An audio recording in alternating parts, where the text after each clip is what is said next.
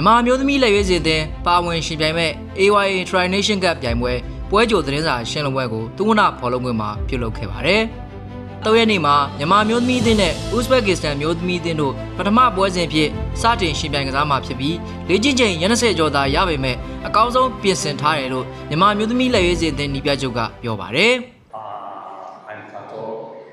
and then now I just 2 weeks since I came here, and then I prepare for this match. မြန်မာမျိုးသမီးအသင်းနဲ့ရှင်ပြိုင်ကစားမဲ့ Uzbekistan မျိုးသမီးအသင်းကကမ္ဘာအဆင့်သတ်မှတ်ချက်မြန်မာနေပေမဲ့အဆင့်သတ်မှတ်ချက်နိုင်တဲ့အသင်းတွေကခြေစွမ်းပိုကောင်းတာမျိုးတွေရှိတတ်တယ်လို့ Uzbekistan မျိုးသမီးအသင်းနီးပြချုပ်ကပြောပါတယ်။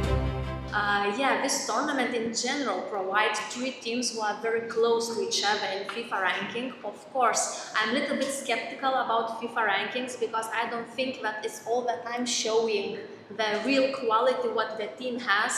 Maybe sometimes team is lower than you, but they can perform even better on the pitch because different like friendly games and etc. How they collect FIFA points. But I think all these 3 teams are very, very equal. So I believe that all these 3 games will be pretty good and pretty intense on the pitch.